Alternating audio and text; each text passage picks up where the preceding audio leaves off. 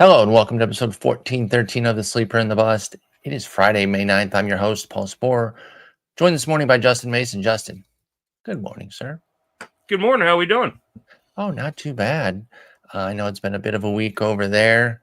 We still got Joe on the mend, and between that and some things that you had going on at the house, no Thursday up this week. But other than that, doing pretty well. How about yourself? Yeah, not too bad. A little tired, but it's the weekend. We made it. Like We did. We got through. So it's like you mentioned, it's been a little bit of a hell of a week for me. And we've been missing Joe. We're hoping he's recovering well. It sounds like he's going to be off the IL next week and back on the mound with us. Did you hold him or cut? I held for right now. Especially because it's supposed to be a short return. Nah, I cut him. You got to add to that timeline. And he lies. Joe's a liar. Right? Oh, yeah. Yeah, I mean, just figured he was giving me a blatantly wrong timeline. So I cut him. I cut him in all formats. I was a little bit more patient just because the upside's there. And that is true. And I might regret that with the upside piece. I'll have to face that when he comes back and starts dunking on me. And I'm like, I should have kept him. And me and Jason are going to have an off day Sunday already. So yeah, with Mother's Day. Yeah, so I just figured. I picked up Jason in the league. I don't know why he got cut.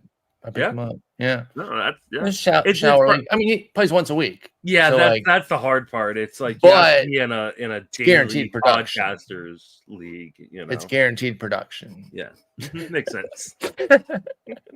All right, enough being goofy dweebs because we got lots of pictures to talk about. It is a robust two-step week. Of course, things are subject to change, but there's tons to talk about. There was only a few guys I skipped because even some of the ones that are like slam dunks in shower leagues do need some discussion, that are slam dunks in deeper leagues do need some discussion in shower leagues. My chat had a question for you, and there just weren't that many guys that were the automatics. There's Skeens, there's Sanchez, Michael King, but there aren't too many. So let's go ahead and get right into it. And let's start at the top. Actually, first with a bit of call-up news. Sorry, I forgot to put this on here, but Cade Horton is getting the call for Chicago. They have been decimated. They're playing very well, and they built themselves a little lead, but it's not, an insurmountable lead for some of these teams in the Central. We've talked all offseason and into the early season that there were some, the Central is winnable, and if some of these teams had made a few more moves, maybe they'd be in the mix. The Cubs were the only ones that went out and actually did something, and to their credit, they do have the lead, but losing Shota Imanaga and Justin Steele now really puts them behind the eight ball. So they're calling up the prospect Cade Horton. How do you feel about Horton? Obviously, I think he gets to start. Does he get to start tonight? Because if it's tonight or Saturday, he's going to be available in NFBC leagues. It looks like Saturday is when so he'll be available. And I'm and no discussion for you and Jason this weekend. So what do you think about Cade Horton? Is he somebody you're going to be interested in regardless of the results, dependent on the results? Where do you come out with him? It'll probably be a little bit dependent on the results. Let's see. I guess actually maybe not, because no matter what, as long as he's not like drop back down to the minors, and I think they almost can't, right? Like, because I don't think they can. Who the hell they got?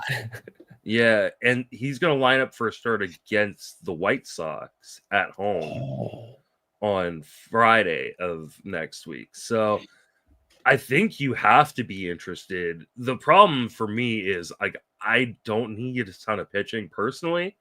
Must be nice. Yeah, except for my main event, right? My main event's like the only league where I've got like a bad ERA and whip.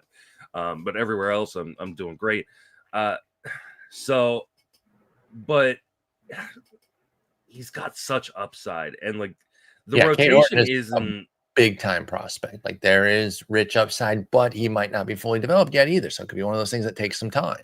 Yeah, you have to worry about like control issues with Horton and command issues at times. The command's been better this year, but the control really hasn't. He's been walking guys at a 12% rate. Now he is striking guys out at a 30 +% rate. So you're getting a ton of strikeouts potentially, especially with the White Sox on the docket. That is pretty tempting. And this is a tough first matchup. He's at the Mets. Great challenge off the top here. I think if he goes out in their shoves, he's going to be the highest priced pitching prospect that we've had up this year. And even if he doesn't, he may be. And I mean, we've seen some pretty big price ones with Hoagland, coming up last week. Yeah, 2 starts, by the way. Except for, did you see him giving up a stolen base because he was tying his shoes during a live play? Oh, I did not. Yeah. I mean, a literal rookie mistake. Like, he like literally, he missed on a pitch, and and he kind of like doesn't wait for them to call time, and he just steps down and ties his shoes. And I can't remember who it was. Just like, it's like, nope, I'm gone. Oh, I think it was Dylan Moore. Just took off and stole the base. And he was just kind of like, oh, okay. Like that. Well, so okay, I'm in the big leagues. I need to make sure you're going to be hearing about that when you get to the dugout. But and yeah, he's looked really good. So I think Cade Horton is going to be another one of these guys where, yeah, like there's a lot of upside. I think there's a lot of risk too. But you want a piece of this Cubs team. I mean, they look good. I think we focus a lot on deeper leagues. So I think Cade Horton's going to have viability there. Sure. I think even 12s should be looking, and maybe even 10s for the upside shot. It will still be more of a standard streamer in 10s right now, I think, for Cade Horton. But the upside is there to be an impact guy, and he could hit the ground running. You at least want this first start, or not the second start, the first start, the White Sox. Yeah. And then after that, if he sticks in the rotation, he would line up for a start at Miami. Oh my god! So he's getting. Oh, and then after that, he'd line up for a start home versus the Rockies. So next. So yeah, I mean, now you're starting to push into triple digit territory in just about every format, almost regardless of what happens this weekend. Yeah, I mean, as long as he sticks in this rotation for a while, his first 3 starts or his second, third, and fourth start in the majors, the ones you'll be getting on your team, are all really, really good matchups. So he's gonna get plenty of opportunity to actually succeed. Whether he can do it or not is going to be up to how well he does command and control things, because the strikeout stuff is there. But this is a guy you want to be picking up. Yep, absolutely. That's Cade Horton, prospect for the Cubs. Keep an eye on him this weekend, but I think that's really only going to dictate the price, not whether or not you want Cade Horton. You almost want to see him get blown up a little bit here. Right. So that way the price is a little bit lower. Hopefully not bad enough where they send him down. Exactly. So you got to straddle that line. Go 5 innings, 4 runs, something like that, where it's not too appealing. So maybe not everyone's jumping on it. Maybe not everyone's doing the spec work that you just did to show that he's got these 3 great starts coming up for Cade Horton. Obviously, that's a ridiculous schedule. That is just it's Chicago, Miami. You can't have it out better. And then the Rockies out of Coors. And I'll tell you what, that could have been in Coors, and I still would have been almost equally as excited, because they are so terrible. Obviously, just watch my Tigers go into Colorado and decimate them, including that big doubleheader yesterday. So that's where the Rockies are at right now. Let's get into our 2-step, guys. Keep your tabs on Cade Horton. Let's start in Arizona. Merrill Kelly is going to go to see your boys, the San Francisco Giants, and then get the aforementioned Rockies at home. So in Arizona there, Merrill Kelly, probably one of those guys that you're pretty consistently starting on a 2-step in deeper leagues. So I think we can avoid that part of the discussion and really focus on the 10s and 12s. Is this a spot where you want to get Merrill Kelly in? And, 4.09 ERA, but a 105 whip. Maybe he's a little bit more solid in 12s too. Maybe this is really only a 10-team discussion, but I'll let you decide that here with Merrill Kelly. Where are you at with him? It's obviously a start in 15s. As hot as the Giants have been, a lot of it has been very reliant on the pitching, and then very timely hitting. So they're not hitting great overall as a team, but they just seem to come up big in big spots. This has a very eerily feeling of the 2021 team where they won 170 games, right? Wait, it's not. You're suggesting that's an eerie feeling that your team feels like a 100-win team? It's not that they feel like a 100-win team. It feels like they're like, yeah, this is a team that is playing really well and winning a lot of games, but probably isn't as good as their record states.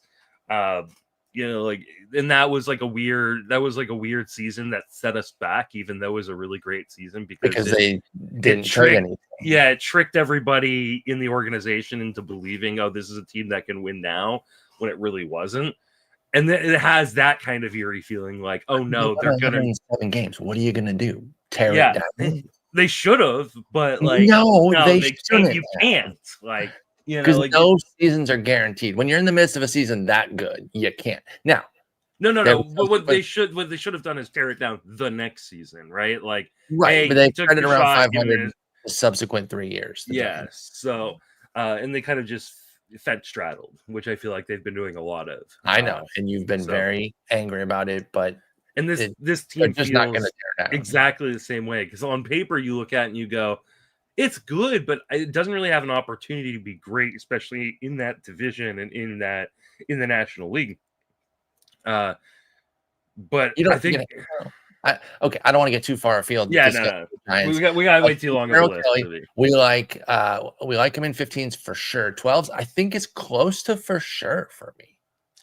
I think the Rockies end of it makes it. The Rockies are terrible. Like, right, and even the Giants game, he's going to be in line. An opportunity for a win. The Diamondbacks are good too. So and again, no shade against it's the Giants. in San Francisco, which is a great place to go pitch. So I think I like this setup here. Yeah, in 10s, it's a little bit more difficult just because like we said, we have a huge list today. Yes. And they're going to have better. There is a massive amount of upside in Kelly. Like he can give you depth, which gives you the opportunity to win games. But talking about a guy with an 18% strikeout rate this year. Yeah, no, that's tough. But you're probably getting 12 innings and a shot at 2 dubs. So it's not too bad to look at. I think he's on the table in 10s, but again, as we get through this list, the thing about him is he's widely available in 10. Yes. So like he's an easy guy to pick up, stream, and drop. I think I prefer Merrill. Well, I'm not even going to couch it. I definitely prefer Merrill Kelly to our next guy here, Jeffrey Springs, who heads to the Dodgers, which I think that's disqualifying in and of itself, and then heads out to San Francisco as well for this rivalry weekend that they're doing. 4.81 ERA, 142 WHIP. Need I say any more? Are you even looking at Springs and 15-teamers? He's coming off back-to-back good starts, but this is a pretty tough matchup set here. It is a really tough matchup set. The thing I will say is it's the home park that's killing him. He's got a 3.26 road ERA, a 6.30 home. I didn't like him, man, because getting out of he was a Trop guy too. Like he really benefited from the Trop, did Jeffrey Springs, and so that was concerning. Now these are both road, but it's Dodgers Giants, so it's like the push pull there of.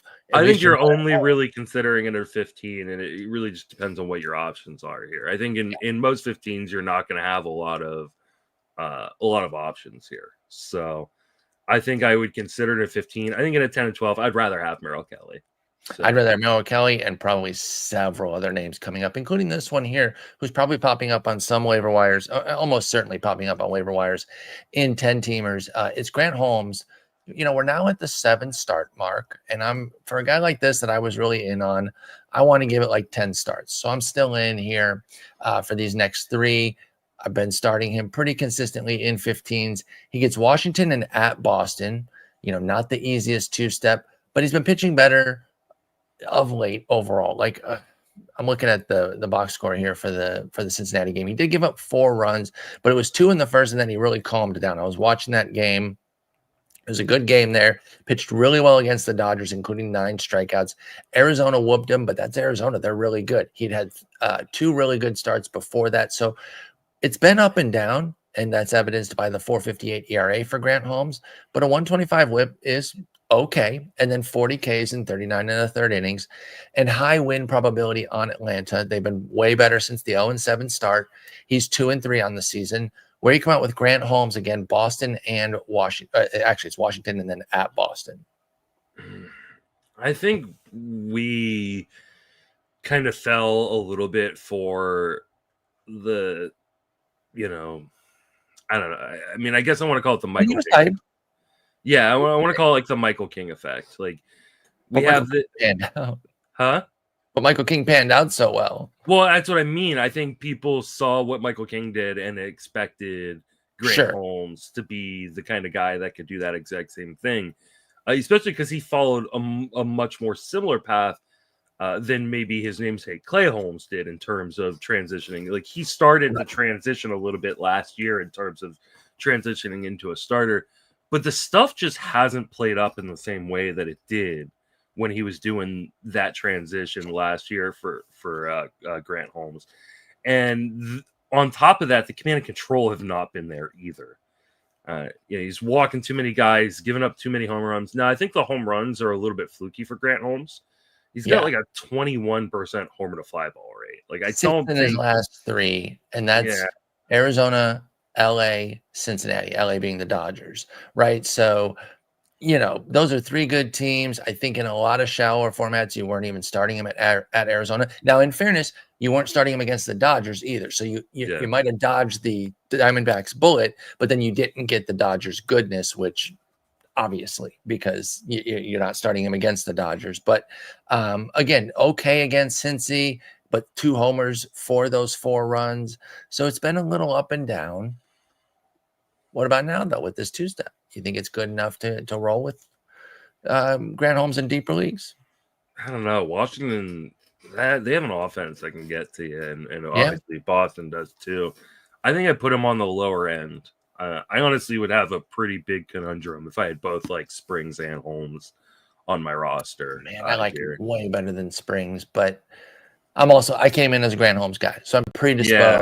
I'm on the train right now. I want that bias to be on the table so people understand where I'm coming from. But I would start him in 15s. I think I'm even considering him in 12s. It is a deep board, it kind of depends. I don't think I would consider him in 12s. I think he would be off the board for me in 12s more than likely. Okay, fair enough. Spencer Schwellenbach's on here because that was the chat question I got regarding you. Now, I told the person, they said, how do you and Justin feel about Spencer Schwellenbach at this juncture? Kind of a check-in sort of situation, coming off a couple bad starts. And I said, I'll ask Justin, but I'm fairly certain, because it was a 1 to 10 question. I said, I'm fairly certain it'll be a 1. And I'm at about a 1 myself. I'm not very concerned because after the hot start, the 0.45 ERA through 3 starts, he then posted a 7.17 in the subsequent 4 starts with Toronto and the Dodgers specifically whooping him up. And then St. Louis and Arizona starts pretty solid in the middle there. And then this was before, because he did this start yesterday. This was before the Cincinnati start where he went 6 innings, 1 run with 6 Ks. I don't know if this chatter would have even asked the question if that Cincinnati start had been on board because he kind of got back on track here. But was I right to assume that you're about a 1 on a 1 to 10 concern of your boy Schwelly?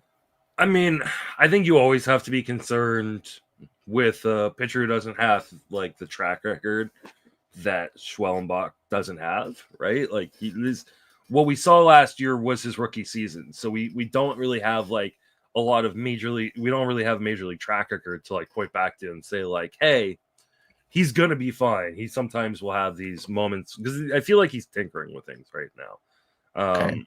And I'll tell you, like, one of my favorite things to do, and he doesn't write every day, but I think he writes like 3 or 4 times a week, is read Lance Brozowski's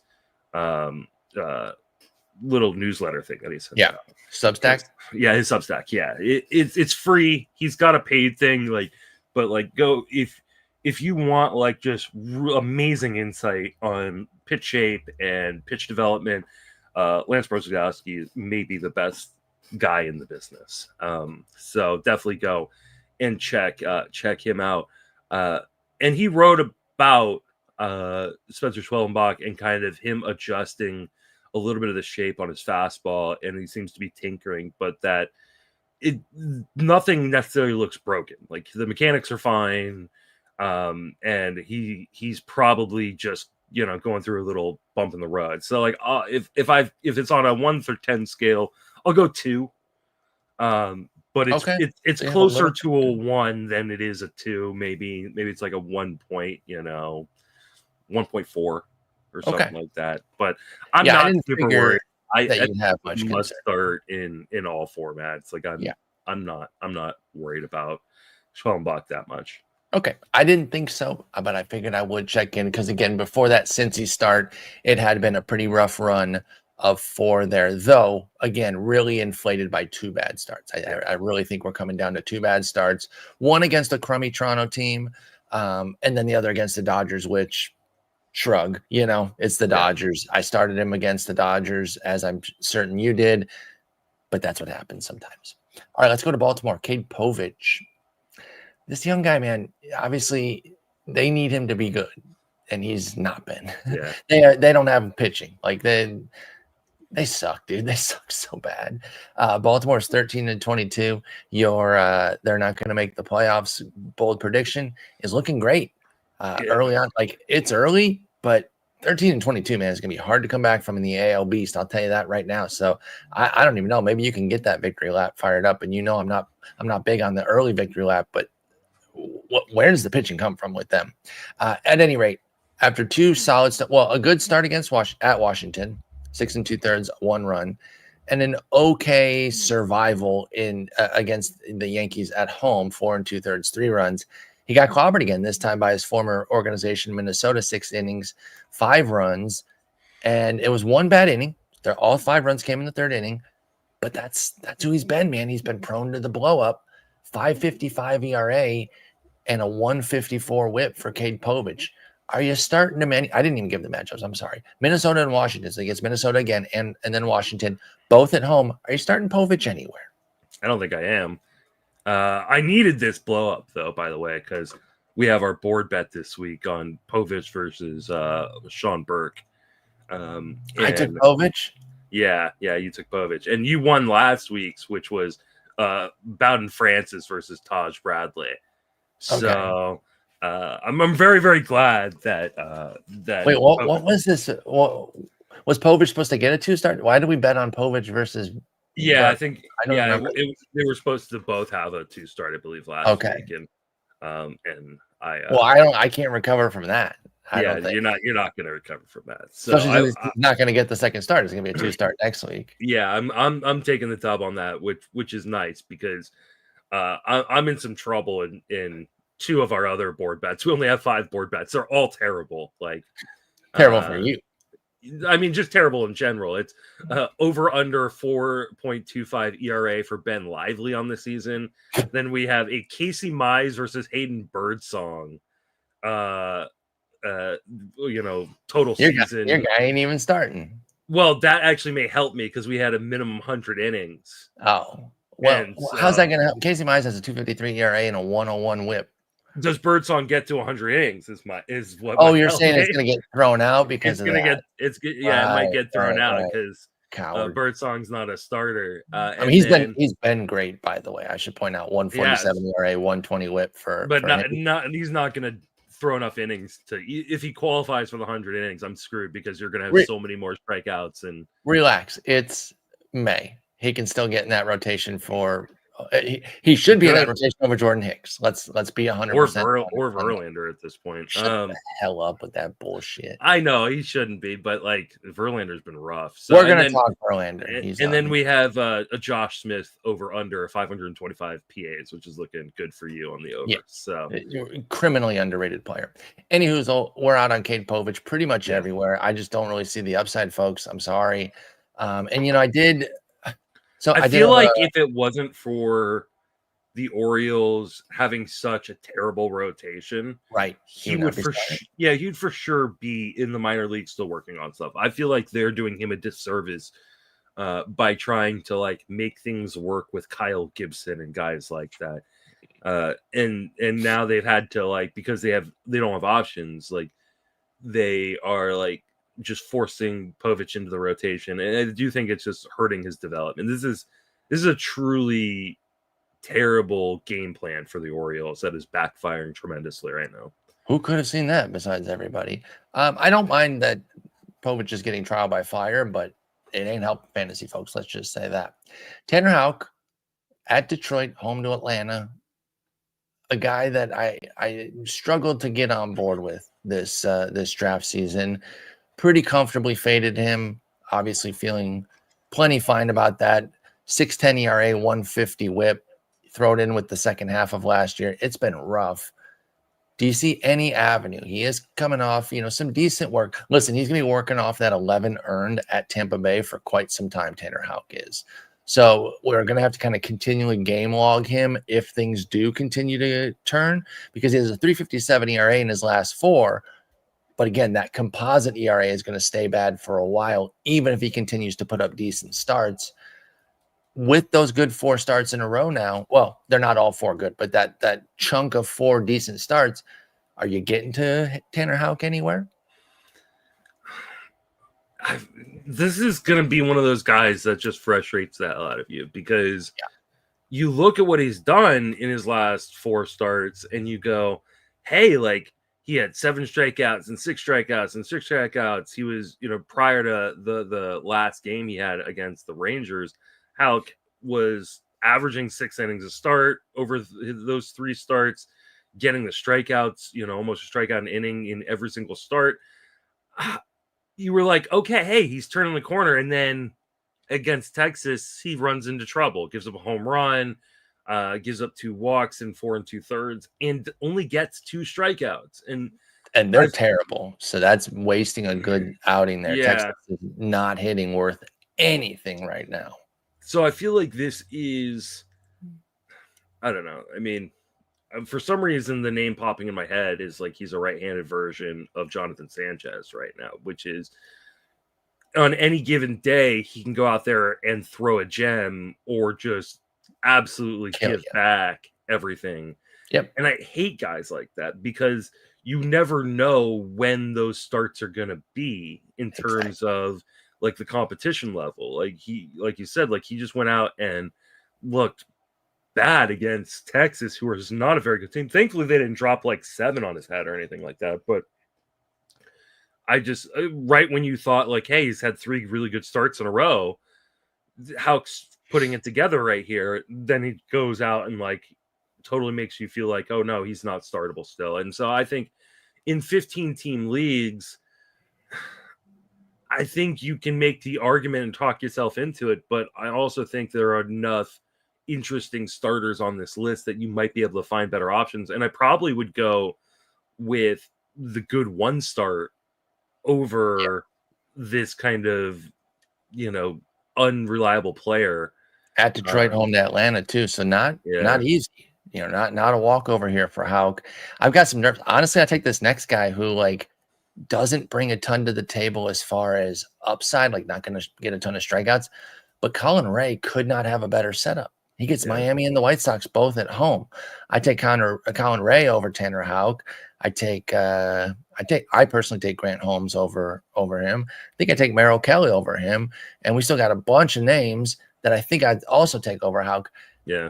You can consider him in a 15, I think, and somebody will probably start him. A lot of somebodies, I should say, like somebody in pretty much every league of a 15, but I don't feel confident at all. So I'll be looking for ways to not start Tanner Houck. I don't want this. I do want Colin Rea, though. Miami and the White Sox, again, they need all the pitching they can get right now as they try to bridge the gap with the Steele and Imanaga injuries. We talked about Cade Horton coming up. Ray's been a revelation for them. Does it continue with this brilliant setup here? I think you got to just kind of close your eyes and hope. The skills are terrible, right? Like, I mean, like Colin Rea is not like a guy with good stuff by any stretch of the imagination. And no more guys though, and he's keeping the ball in the yard. Those are the 2 big factors for Colin Rea. And you're on a good team. I think he's getting lucky in the strand rate. His xERA is 3.83, which honestly you take with Colin Rea. Sure. It's 2.43 ERA right now, but a 1.21 WHIP, and that sort of ERA WHIP combo. You're like, one of these is not like the other.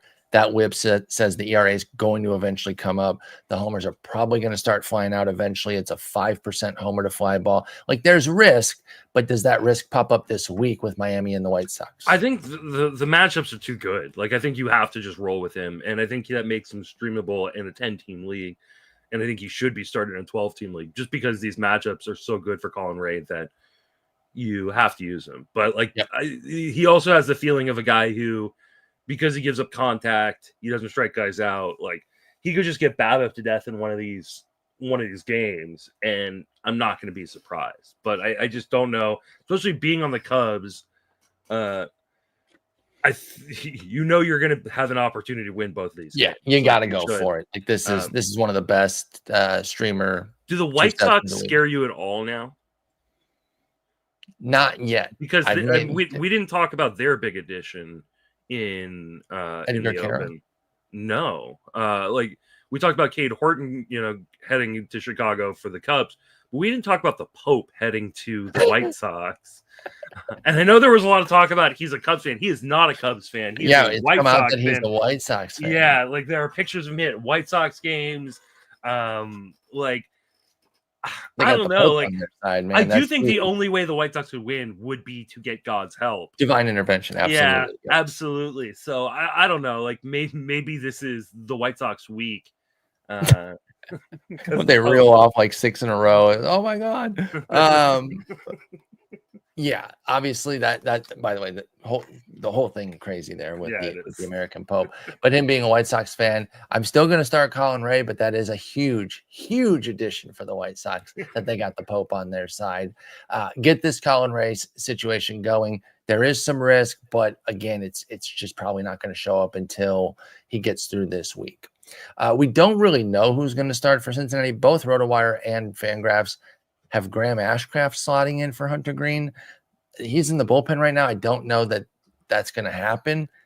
I wonder if they call back up Chase Petty. And the reason I kind of wanted to reference Chase Petty is like that could be the downside of Cade Horton.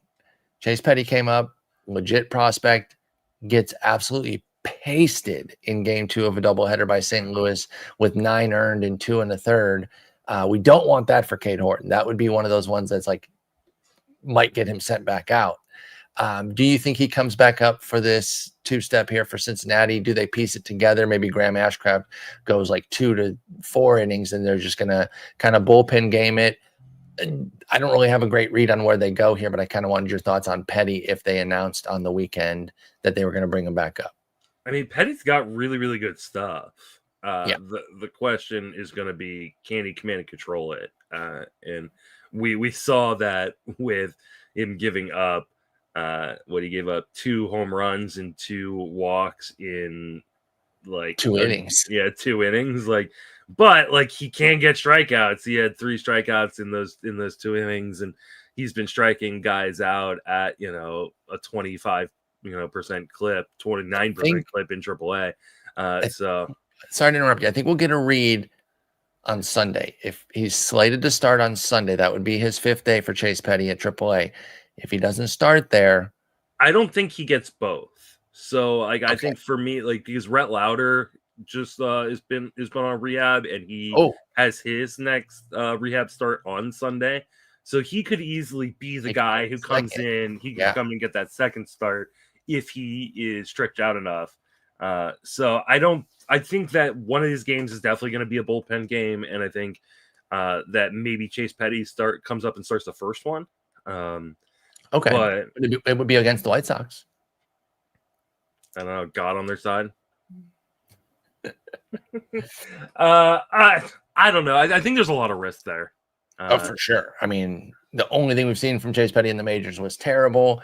And while we're not going to freak out over 2 1/3 innings, the command and control issues that you highlighted are still there. And I don't think he's going to necessarily give up, 9 runs every 2 1/3. But yeah, you'd have to be careful there, even for the one. The command has been pretty decent in the minor leagues. I know he's got a 1-2 homer 9 in AAA this year, but a lot of that weight of that home run rate is on one start where he gave up 3 home runs in a game. Other than that, his other 5 starts in the minor leagues this year, he's given up 1 total home run. The problem has been mostly the control for him. He has walked at least 2 in every single start except for 1 in the minor leagues this year. And his arm's really, really live, and I do think Chase Petty is going to be good in the long term, but I just don't think he's ready for major league action yet. I think they're kind of forcing it because they don't have a lot of options right now. Right. And with Hunter Greene going out with that groin injury, they're trying to see what they can do. Now, at least it wasn't an arm injury, and hopefully he's not gone. Did he get immediately placed on the IL, by the way, I presume? I don't know, honestly. Let me check on that real quick. Meanwhile, I'll bring up Ben Lively. He's going to get Milwaukee and at Cincinnati, diagnosed with grade 1. Not on the IL yet for Hunter Greene, but so and maybe that's why they don't have like a scheduled starter on site, right? Because they don't. Maybe he gets the second one. Maybe he's back in time for that. Who knows? Anyway, back to Ben Lively here. So you have him under 4.25 ERA, which right now you're looking good. He has a 3.46 with a 120 whip. I didn't think he could pull the rabbit out of his hat again. So far, he has with a 9% strikeout minus walk, a 6% swing strike rate, and a 1.3 homer 9. He just continues to get it done. So hats off to Ben Lively. Where, if anywhere, are you starting him for this two-step? Again, it's Milwaukee and at Cincinnati.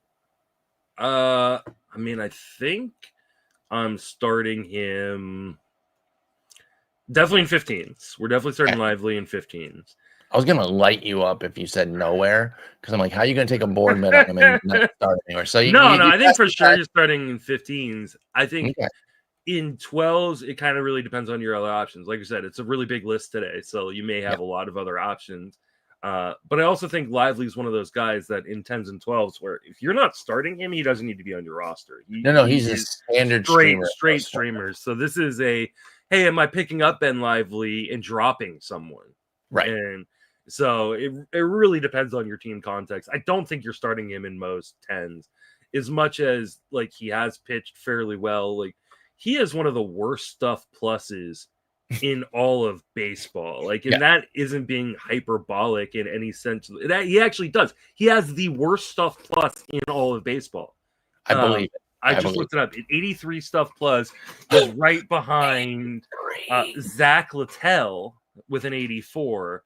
And then the next lowest is David Peterson, who we're going to talk about here in a little bit. Oh, wow. That's stunning that he's that low. Yeah, this is why we're going to have a discussion about David Peterson, because I do not think he should be riding with him for long. But what's making it work is he has a 105 location plus. Like, he is a command and control artist. He is a Timu version of like prime Kyle Hendricks, where like the stuff isn't great, and you watch him and you go, this guy's going to get blown up, but he does such a good job of sequencing and mixing his pitches, especially in Cleveland. And then he just locates. He does a really, really good job of locating. So their upside isn't tremendous, but like I think it's a pretty safe floor. So I think you're rolling with him, even with a tough start in Cincinnati this week in 15s. And in 10s and 12s, you just got to decide whether or not he's worth the ad here. Yeah, you could probably find better for than Ben Lively in 10s and 12s, but 15s, I can get behind it. Ben Lively is my pitcher version of Trent Grisham this year, which is super frustrating. Do you know what I'm saying there? Well, are you like missing his good starts? Because I have Trent Grisham, and most of his stats are on my I have like 7 Trent Grisham home runs on my bench this year. I got that going on. It's absolutely infuriating. Like I just and same like Ben Lively. Like he's been on my team, but I haven't used him. Like he's just sitting there like, and I'm watching other like more talented pitchers get blown up while I have Lively in. I've been sitting Lively. So Lively will be in my roster this week, which probably means he's going to get destroyed. Absolutely. Chase Dollander doesn't have to pitch in Coors, at Texas, at Arizona. He has like one good start. It is against Atlanta. It was at home, 5 2/3, 1 run. That's great. My Tigers collapsed him, 3 innings, 6 runs. Kansas City ripped him for 5 earned in 4 2/3. Washington cooked him at home. I shouldn't say only one good start. At San Diego was pretty good too, 5 2/3, 2 runs. But add it all up, it's been bad. 7.71 ERA, 164 whip for Chase Dollander. High upside prospect, long term, but that upside is just so mitigated by being a Rocky. Can you find anywhere for Chase Dollander with 2 road starts? So How do you not just say no and we move on? You actually have something you want to say about this guy? Well, this thought just popped in my head because Chase Dollander is the pitcher version of kind of his close namesake to Derek Zoolander, right? Where he looks pretty, the stuff looks really, really pretty, but there's not really much there in terms of fantasy value. So yeah, no, I don't think I'm sorry. Like, yes, he has been better on the road, but it's a 6.10 ERA on the road. Like, no, you're not. You know where you want Chase Dollander is in a dynasty league that you're rebuilding. Because, where you're tanking, yeah. Because I do think long term he's going to be good. It just may not be until his rookie, stuff is up and he can go somewhere else where he can actually have value. Just hang on for 6 years, y'all. Yeah. Just 6 more years and you got it. Jonathan Cannon for the White Sox goes to Cincinnati and to the Cubs. That's a pretty tough two-step. Nope. He's got okay, fair enough. 4.09 ERA, 145 WHIP. Again, ERA WHIP combo there. The 145 WHIP says that ERA is going to go up. Your win upside is minimal. I'm with you on Cannon. No go everywhere. Jackson Jobe gets Boston and at Toronto. I keep saying my tagline on him is style over substance. Like you can see the stuff. It looks all right. He got cooked in Colorado, which is not terribly surprising. And I even said it in the SP chart where I was like, this is still Colorado, meaning the park can still eat you up for a guy that doesn't get enough, that doesn't miss enough bats. And that's exactly what happened. I understood starting him. I wanted to start him. I did start him. But that was the risk that you were dealing with Jackson Jobe. It did not go well. Now he gets Boston and at Toronto. Where are you at with Jackson Jobe? Are you starting him anywhere? I don't think I am. Are you holding him then? Keeping him on the roster at this point? In a 15, probably, just because I don't know what other options you have. But in a 10 and 12, in a redraft 10 and 12, I don't think I'm holding on Jackson Jobe. I think I'm okay cutting and moving on. I wonder if we need to start cutting in 15s. I know you said you don't know what else you have. He's not good right now. Yeah, I think that is 4% strikeout minus walk before you jump in there. Yeah, I understand cutting him in a 15. I just have a hard time thinking there's going to be a ton on the waiver wire for you to pick up. But we are talking about a lot of guys this week that you could potentially be picking them up for. And there are some interesting guys on these 15-team wires. Like, for instance, my main event, someone dropped Bowden Francis. Oh, wow. I'm not even a big Bowden Francis guy, but I think I prefer him. Yeah, so Francis to Jobe. Colin Rea is available, one of mine. Definitely prefer him. Yeah. So what about Mitchell Parker? He's available in one of my mains. Yeah. I would much rather have Mitchell Parker than Jackson Jobe. I'm looking, seeing if there's any. What about Jose Quintana? He's 93% roster in the main. He's available in one of mine. I think I like him over Jobe. What about somebody, a young guy like I think youngish. I don't know if he's a true prospect, but Boston's pitcher Hunter Dobbins. Yes, we talked about him with Eric Smolsky last week. Yes, I would pick him up. I don't know how long he's going to be in the rotation, but Boston's rotation is very, very thin right now. So I think he's at least going to get a month, and he's got good enough stuff that he could stick, especially with how many problems Boston's rotation has right now. So yeah, so it seems like Jobe might be on the chopping block. Yeah, I don't have a problem with that.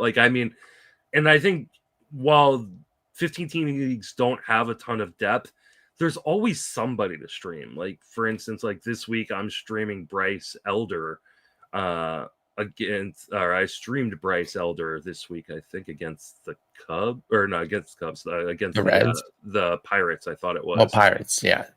So there's always somebody that's like, hey, this guy has one start that's interesting, and I think I would rather just have that streaming spot over a guy like Jobe right now. Yeah, it's just not there. And again, this disaster in Colorado definitely pushed his numbers higher than they were, because it wasn't looking quite this bad, but it was just kind of bubbling under the surface. And so I'm straddling the line of not wanting to overrate the one bad start in Colorado, especially because it's Colorado, while also understanding that even before that, in the 5 starts that Jobe had in April, you weren't really getting eye-popping numbers. He made it more than 5 innings just once.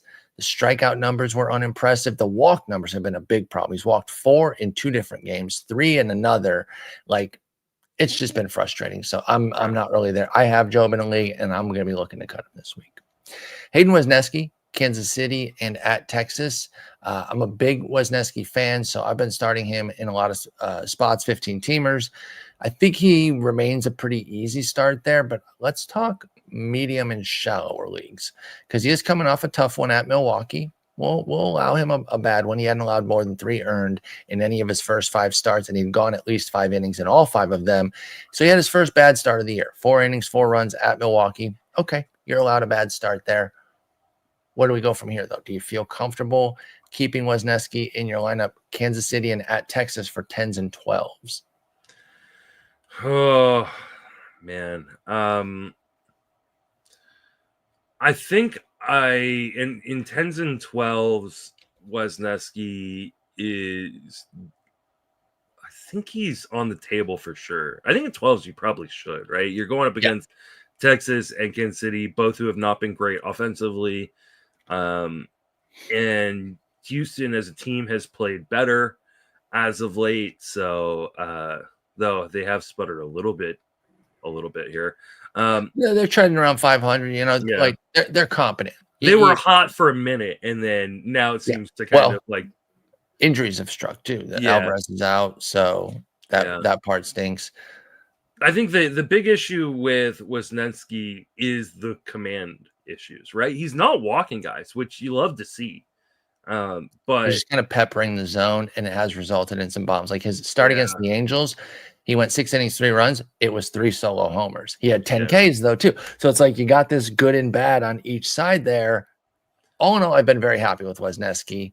There is some concern, but I still feel pretty strongly with 15s and 12s, and I think you can at least consider him in 10s. I don't think he's like an automatic in 10s for Wesneski. He really is peppering the zone this year. Like, you aren't joking right there. He's up from, we talk about like zone percentage being like, hey, 1 or 2% can mean a good amount in terms of a change here. He's up 7.5%. Wow. From last year. And you could say, well, like you didn't pitch a lot last year in the majors and stuff. So like, let's look at his career. He's up 4.5% on his career in terms of zone percentage. He's really attacking the zone. This is clearly something that they have talked to him about, but it has resulted in him getting absolutely bombed by the home run. 1 3-homer game is going to do a lot of damage right now. He is kind of a little bit like a diet version of Bailey Ober in some ways, and you know how much I love Ober. Yeah, it was like, hey, he's going to give up home runs, but they're going to be solo shots, and that means like he's gonna end up being pretty effective overall. So I think I am starting him in 12s, and I think I would stream him over obviously Povich. I think I would take Wesneski over Grant Holmes in Springs. I would too. And I think you can make the argument over Merrill Kelly because the upside in the strikeouts is greater. I take him over Ray as well, despite Ray's brilliant matchups. I still prefer Wesneski. I think you can make that argument. I think that I'd have them right next to each other, and just it really depends on what my team needs. If I need strikeouts, then I'm going Wesneski. If I need wins and ratios, I'd probably go Ray. That's fair. Michael Wacha at Houston, home to St. Louis. 15's pretty much an easy yes. I mean, he's a 2-star type of guy. He's a team streamer. Where are we at in shallower and medium type leagues for for Michael Wacha? I think in 12s you're probably doing this. Like you said, is he a team streamer in 12s? Do you cut Michael Wacha when you're not using him in 12? I don't think I do. Okay. I think he's a team streamer. I think he's a regular streamer in 10s, and yes, you're kind of just comparing him to the other starts. But especially with at least one of these, he's much better at home, and so you're kind of glad that the St. Louis start is at home. The Houston one, like we said, Houston isn't as scary without Alvarez in that lineup. So I think you're probably risking the Houston start. It might put him a shade below Colin Rea here just because of the matchups. Yeah, I think that's exactly right there with Wacha. Let's go to our next guy, Yusei Kikuchi. Now, I've been putting a little tag on our sheet here with guys like Wacha, identifying that we're going to be discussing shallow leagues because 15s feels like an easy yes. I didn't put that with Kikuchi because I don't think 15s is an easy yes because it's at San Diego and at the Dodgers. Yeah. Are you starting Kikuchi anywhere? Definitely not in 10s and 12s. Okay, so then it's 15s only that we're looking at. I think it's 15s, and it just depends on what your other options are. I think it's really hard to turn down a 15, like especially on a guy that you paid a top 150, 170 draft price on. You start getting into that territory, like, wait, why am I rostering this guy if I can't start him in a 2-star in a 15-team league? Right. I think you have to keep rostering him. I'm not saying you should be dropping him, but yeah, I'm a little bit tentative. And I think with how deep the options are this week, I can totally understand not starting Kikuchi because these matchups are terrifying. He is coming off back-to-back solid starts, Detroit and Toronto, 11 innings, 3 runs. And see, this is the frustrating part of Kikuchi, right? Like, he can absolutely get you beat up versus, a team like the White Sox or a team like the Rays or the Twins, and then go out there and just dominate a good team. And so this is super volatile. It's like, it's very tough. This is why I didn't draft him anywhere. It's just like, it's not that I don't think he has talent. I think he's got a ton of talent.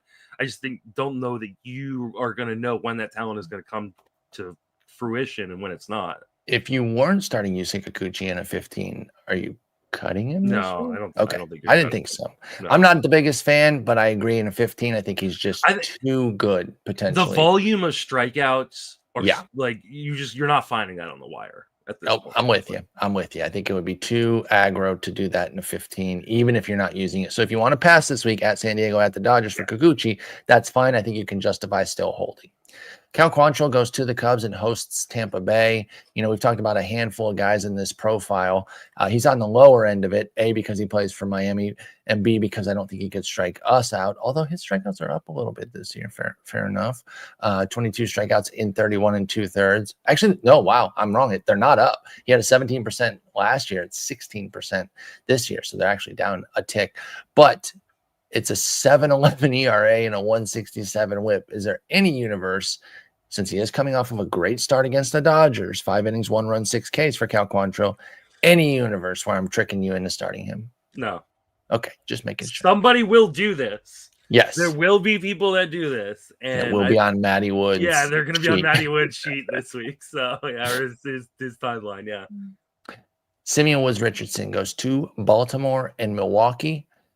I have been, beating the Zebby Matthews drum all year. And so I kind of have a grudge against Simeon Richardson because of it. Maybe I should be against Chris Paddock because he's been way, way, way, way, way worse. But 4.01 ERA for SWR, you're like, hey, get off his back. 143 WHIP. I'm still correct. I don't think he's very good. I don't want to start him anywhere. But maybe you have it differently with Simeon Richardson. You starting him in deeper leagues? You considering him even? I mean, I think you got to consider him. No, you don't. On a 2-start that involves failed to go 5 and 3 of his last 4. I mean, no, wait. Baltimore sucks because of their pitching. Their hitting is fine. Yeah, I don't think is their hitting fine actually though. Like against righties, I think it's still top 10 in WOBA. I'll check while we continue here, but I think you want to be careful here. This reminds me of St. Louis last year when St. Louis was playing bad. Their overall stink made people think that they wanted to stream against them while the offense was still pretty competent. Yeah, Baltimore is 5th in WOBA against righties. Okay. They're terrible as a team, but you want to be careful. Versus righties. They're terrible versus lefties. But Milwaukee's 7th, so this is 5 and 7. Yeah, no, I don't think I'm starting this. I don't think I'm rostering him anywhere. No, I don't think so. Am I just being a hater? Okay. No, I just want to check myself and make sure I'm not just being a total hater, but I don't see the upside with SWR. And this for me is if you can't start him in a 2-step, why you even have him? The upside on Simeon Richardson is a guy that can eat innings, right? Like he could be like, I don't want to say prime Kyle Gibson, but like the Kyle Gibson that we got, like where like, hey, he's just gonna go out, he's gonna throw 6 every outing, and Like what Ben Lively is doing, that's Absolutely. the upside of Simeon was Richardson. But the problem is he's in Minnesota where they're not letting him go 6. They don't let anybody, dude. Right? Like he has 6 starts this year. 4 of them he has not gone 5. He hasn't gone more than 5 2/3 in any start this year. They're just not letting their guys, especially our young guys, go deep enough in the games, which is why, like, if you're holding on to Zebby Matthews, like, I think you can kind of drop in a lot of formats only because I don't think he's going to get wins when he comes up. We saw when David Festa come up and like they wouldn't let him turn over the lineup more than twice. Like they just pull their guys really, really fast. And so, yeah, like maybe you're holding for that upside in strikeouts, but like you're definitely not going to be getting enough innings to qualify for wins or quality starts. So like I think not consistently. Yeah, I wouldn't think. Let me look at that. Let's just tangent here on Zebby. What kind of innings totals was he getting last year? Because he pitched really well. I mean, he never went over 5. Yeah. So you're really treading that line with Zebby even. And I will say that I want to see how he's doing this year. Make sure he's not the minors down in AAA, getting clobbered, and so that we're rooting on somebody that's not going to get called up in the minors. Zebby Matthews is awesome. 2.30 ERA, 1.24 WHIP. So the WHIP says the ERA is a little bit, fraudulent, but there. Like, it's a 3.38 BABIP too. Even in the minors, his last 3 starts, he hasn't gone over 4 2/3. That's actually a great point then about tempering your expectations for Zebby, even in a trade league. I would start to float him off as like, hey, here's a guy I can throw into a deal. Right? Like, sweeten the deal with him. You're going to have to wait on him, but I can't afford to wait on him. Maybe you can, knowing that in the back of your head, like when he comes up, he's not getting wins. No, that's a good point. Can we get here, Minnesota? I'll fix your team for you, even though you're competing against my Tigers. Trade all your good pitchers to somewhere else. No. Give them openers. Yeah. And then let Festa and Zebby pitch in the middle. Give us our Ryan Yarbrough 2.0 and 3.0. Well, Ben Kasperius 2.0 and 3.0 because he's the new Ryan Yarbrough. We're on like 4.0 and 5.0 at this point. Yeah, exactly. We're on 15.0 the way I've been trying to fit people into this. But, let them pitch those middle innings there after. Let Simeon Woods Richardson get the first inning and then turn it over to them. But, yeah, I can't get anywhere on SWR. Let's talk David Peterson. You hinted that – or not hinted. You said 3rd worst in stuff plus, which floors me. I did not realize that he was that bad. He gets one of these super disparate 2-steps where as good as you can get on the front end and almost as bad as you can get on the back end. Home to Pittsburgh, at the Yankees. I still think even with the stuff plus issues and the Yankees looming, I still think this is an easy 15 start. So I'm focused on 10s and 12s. You may differ there. Where do you come out with David Peterson? What's up with him? Yeah, I'm not starting David Peterson in 10s and 12s. And I think he is much more tentative as a guy to start in a 15. I think we've talked about a number of guys this week I'd rather start than David Peterson, personally. I think I would take Colin Rea. I think I would take Wesneski. I would take Michael Wacha. I'd take Ben Lively. I don't think I would take Lively. That's the one I think that's the one. Here we go. You ready? Terrible board bet. Ben Lively. Ben Lively. I love suckering you into terrible bets. Yeah, no, absolutely. I'll do that 100%. DraftKings. He allows so much contact. Like it's just, and that he does. That scares the crap out of me. You're talking about Ben Lively, right?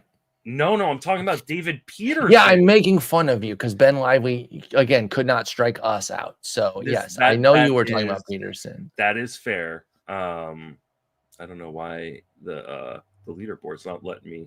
You're not wrong, but it's 58% ground ball rate. A lot of them are getting through with a 327 BABIP for Peterson. He still has a 22% K rate, which is kind of impressive with the fact that he has no stuff plus and just a 9% swinging strike. 22% is still mediocre as hell. I'm not pretending that that's a good metric. I'm saying relative to what he's displaying, that's still pretty decent for Peterson. But it is a 138 whip, and that is bad. Yeah. So, you can get a great about Peterson. And like he is getting some strikeouts. Like it's It's not nothing. It's 21.6% strikeout rate right now, but he's allowing the third most in zone contact of any pitcher in baseball right now. The two guys that are allowing more contact than him are Davis Martin and Tomoyuki Sagano. And then the two guys directly behind him are Jack Kowanowitz and Kyle Freeland. Like, this is not a good list to be on. And I know Sagano has gotten away with stuff, but I think Sagano is one of those guys that as the league starts to see him a second, third time, like, he's going to get beaten up quite a bit. So I think David Peterson is just prime for regression. I think this is a good week for that regression. So I am avoiding it in 10s and 12s, and in 15s, I'm looking for another option. If I don't have one, I may roll with David Peterson. But for me, he's one of these guys where I go, hey, thanks for all the good work you've done for me. See you later now. Still have a hard time getting rid of him because he's on a good team. Yeah, no, I'm not advocating cutting him. I think in a 15 right now, you probably have to hold on to a guy with a 3.50 ERA. Like, I'm very scared of a great start against Pittsburgh just being pissed on by a thrashing at the Yankees. Now, you know what? On the plus side, if there is some sort of like rain issue, I was going to say that. We're wrong though. He would just get moved to at Boston. But at least you wouldn't eat it this week, and then you can make a decision on that next week. Oh, well, okay, that's fair. Because their following week for the Yankee or for the Mets rather is at Boston and home to the Dodgers. So then you can sit like that. That's a good point. That's a fair point. Best case scenario is pray for rain in New York this weekend. Get your Pittsburgh start, and then you get him pushed and go, hey, I'm sitting him, but it's the Dodgers and the Red Sox. Like I'm totally fine sitting that, and then reevaluating after. Let's do an early preview here, just in like 10s, because he has a 1.16 ERA. I don't think you can get away from it. But Kodai Senga's lining up for that two-step at Boston and home to the Dodgers. You start him everywhere. Have you watched Kodai Senga pitch this year? I have not. Dude walks a tightrope every single start. How he has a 1.68 ERA is I haven't looked at the numbers, but like I've watched like 4 of his starts this year, and like he must be giving Mets fans heart attacks. Oh yeah, 23% K, 11% walk. That's terrible. Yeah. So again, the things could change. He might not even get this, but he's currently lined up for that devastating two-step 2 weeks from now. Do you think he's an everywhere start, Senga? In 15s probably, but not. No. I'm talking 10s and 12s. No, I don't think he is. Because that's scary. At Boston, home to the Dodgers. I'm getting too far ahead of myself here. Maybe he goes on my sell high column that I got to finish. Yeah, because that's looming, and he gets Pittsburgh this week, so maybe you want that start, and then you want to So maybe he goes on next week's sell high column. Figure an exit plan after that with Senga because the skills have not been great. I have not seen him, but I knew that the skills were pretty mediocre. Every time I watch him, he's got bases loaded and he figures out how to get out of it. Like it's Houdini, baby. Yeah, that ghost fork. All right, let's talk. Emerson Hancock gets the Yankees and at the Padres. A pretty brutal two-step. Yeah. Okay. I'm not even considering him anywhere. You besmirch the great name of Justin Verlander, like the piece of garbage that you are. He's on your favorite team. Even you cannot badmouth him. How dare you? But he does have a 4.50 ERA with a 1.31 WHIP. I have to be honest. I've been sticking with him all year, not just because he's my favorite pitcher ever, but because it's been there. Like the elements are there. He's piecing it together. And then these last 4 starts have come along and started to deliver some of the goodness. Now, it is a 2.70 ERA in these 4 starts, but it's also a 4.13 FIP. So I don't want to just get rose-colored glasses and be like, Verlander's perfect. Don't even worry about it. It's not. But he's getting the job done with a 2.70 ERA, 0.95 WHIP. Only a 13% strikeout minus walk is why the FIP is still modest over these last 4. But he gets Arizona and the Athletics both at home. I put the tag 15 teams feels like an easy yes, and then we're talking about shallow leagues. I wonder, are you on that same page, or do you think it's even a toss-up in 15s for Verlander? No, I think that is the page. Okay, then let's talk 10s and 12s here. Where are you at on JV?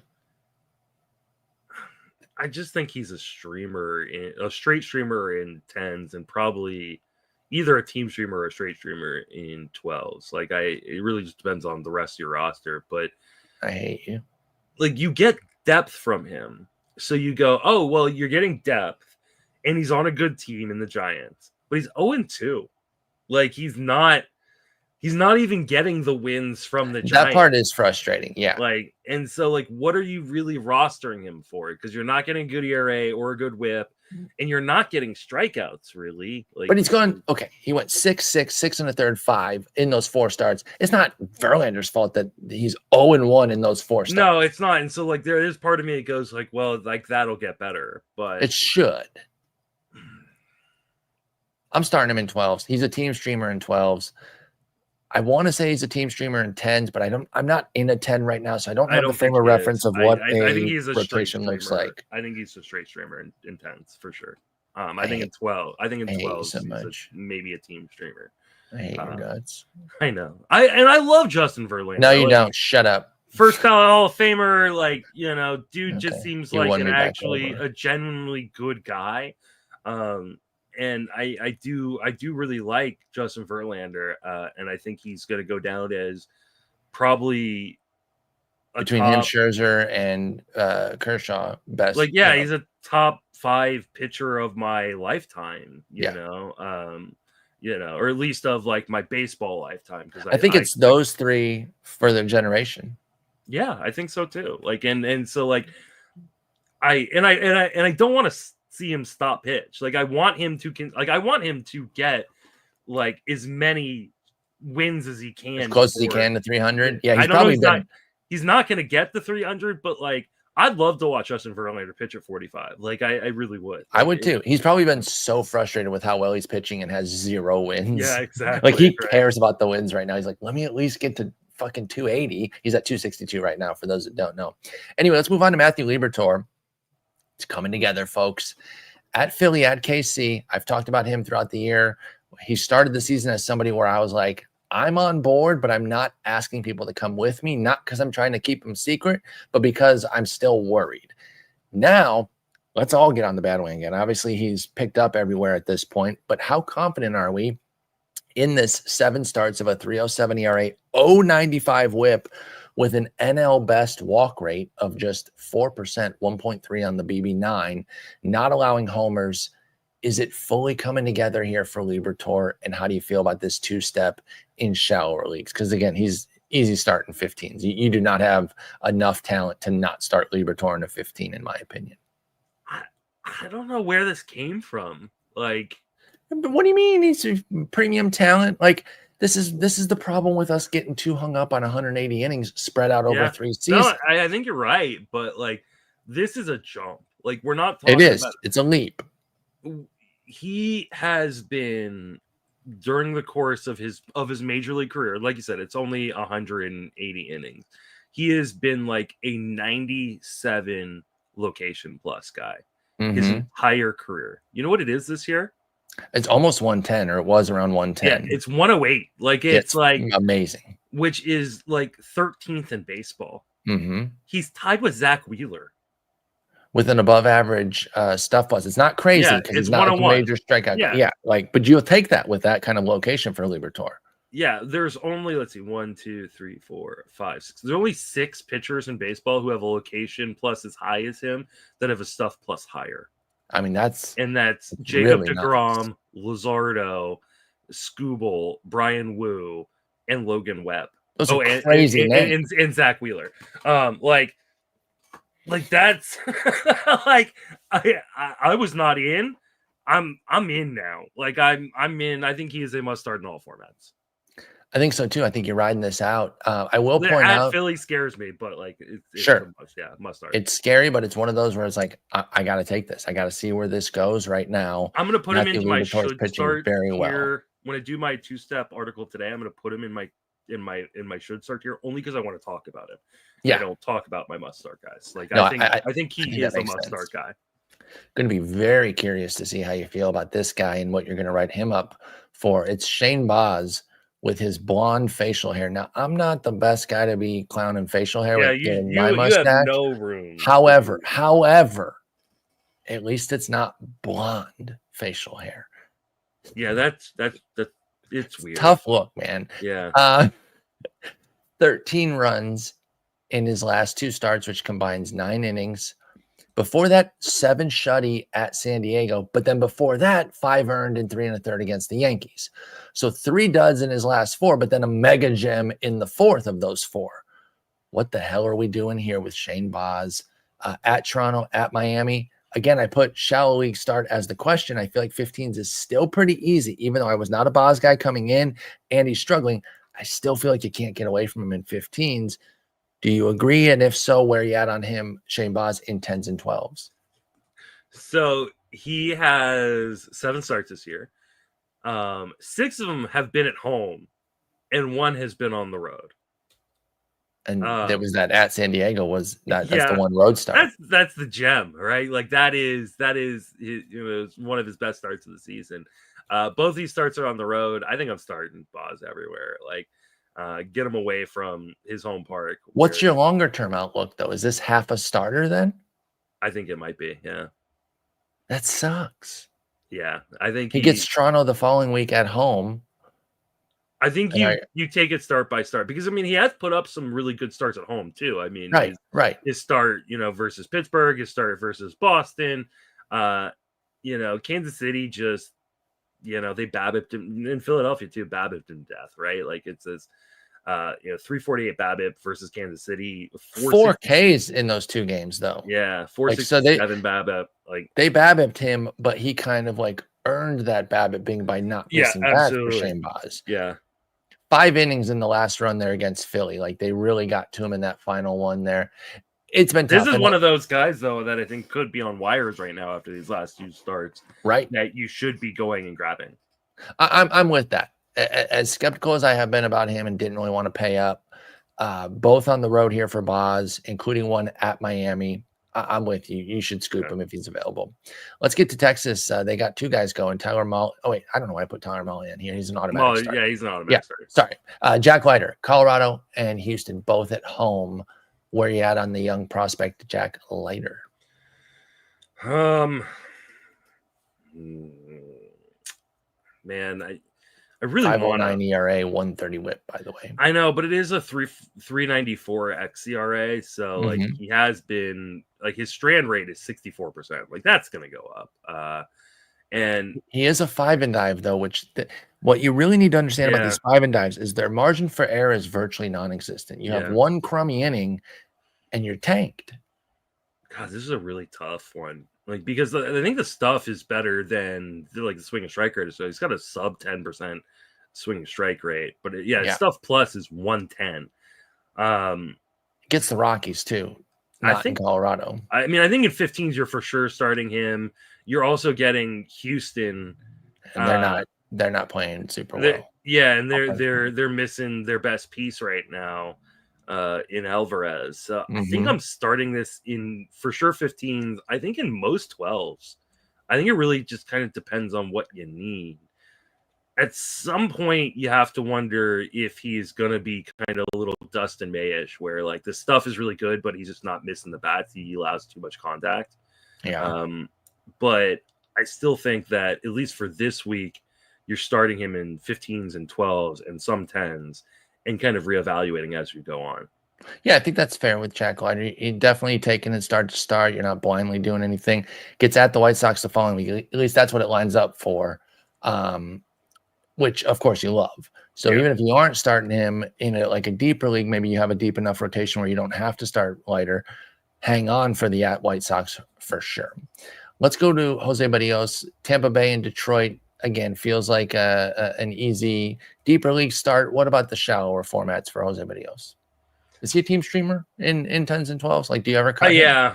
I mean, I think you might cut him in 10s, but just because the whip is so bad. Like it is terrible this year, 141. Yeah, okay, 141 whip. So, like, the whip is really bad. So, like, I can understand cutting him in 10s and then just streaming him normally.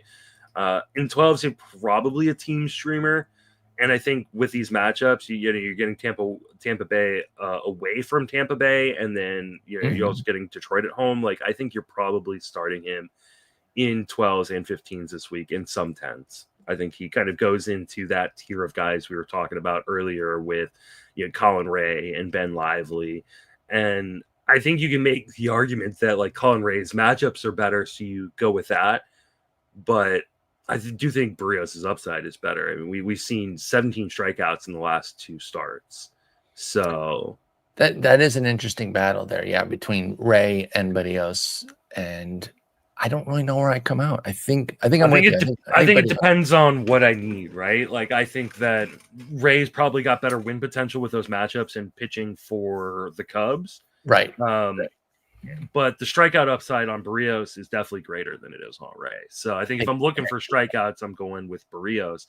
But if I'm looking for, if I'm looking for wins, I'm probably going with Colin Rea. Yep.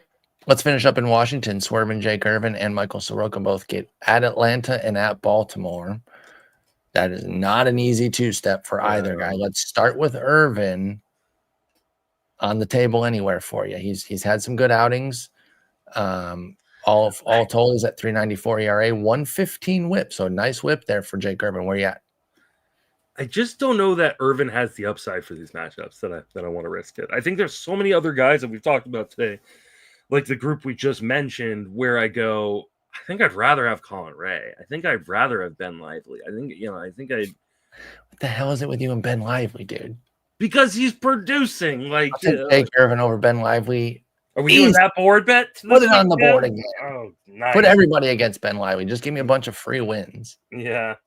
I hope Ben Lively throws a freaking no-hitter on your ass. He won't. That'd be hilarious. At Cincinnati, just no-hitter. Again, a revenge game. Oh, crap, I didn't factor in the revenge game. I'm cooked. So Jake Irvin, Swervin Jake Irvin, again, started off a little bumpy, but it included it was Philly, Arizona, and the Dodgers was his opening schedule. So he had a 5.63, 3 starts into the year. Since then, he's got a 3.09. Now, I'd be remiss not to mention the fact that it comes with a 17% K rate in those 5 starts, but that's included a trip to Colorado, hosting the Mets, a trip to Philly. Of course, that was the bad one, so I shouldn't bring that up as though it was good. But he only has 1 bad start in his last 5 is what I'm trying to get at here. I think I could get there in 15. Those matchups are really hard, though, man. Yeah. I'm talking myself out of it as I'm thinking further. 6 total strikeouts in the last 3 starts. Jake Irvin strikes somebody out. What about Soroka then? He's back from the IL. He had a nice he showed some things in spring, then got hurt. I do wonder if his end of spring collapse portended the injury. I don't know. Yeah. I don't know if it was there yet or anything like that, but he had been pitching so well in spring, and it was only like 3 starts. So again, let's not overrate it, but then was so bad in the final like 2 or 3, then got hurt. He's back now. Where do we come out on Michael Soroka? He had 8 Ks off the IL against Cleveland, which I really liked. Yeah, I mean, I think he's a guy you want on your rosters right now in 12s and 15s. You may not be starting Soroka every week, and this is a tough 2-step, both on the road versus those 2 tough teams. So I think he's probably he's in the debate in a 12. I think he's starting him probably in a 15, but I don't know that I feel good about Soroka over, again, that tier of, Rea, Lively. Ben Lively? Unless I need the strikeouts. If I need the strikeouts, then I go with Soroka. But you like him better than Irvin? Yes, I do. I do too. Yeah, I do. They both line up for San Francisco the following week, which is certainly startable. Your boys are good. Is it in San Francisco or is it at home? No, it's at home, which I would obviously almost prefer. You like guys at home generally. Almost all players are better at home, but you almost prefer against. You want to be in San Francisco. So as we mentioned at the outset, it's a deep board, y'all. There's a lot of options. It obviously depends on what's available in your league, but a lot of places to go this week. Justin, you're going to have your hands full with your 2-step article. We'll look for that on Fantasy Pros later today, being Friday the 9th. But otherwise, have a good weekend. Enjoy Mother's Day with Danielle and the kids. And we'll be back early next week, probably. I think we've pretty much shifted the Monday episode to Tuesday. So let's focus on Tuesdays going forward, folks. And then we should be back with Joe on Thursday as well. And if not, we will still do an episode. The reason we didn't yesterday is because Justin was super busy. And that's why. So that's why it's a little bit lighter on the episodes this week, but we'll be back next week on the regular schedule. So I will talk to you on Tuesday. Take it easy.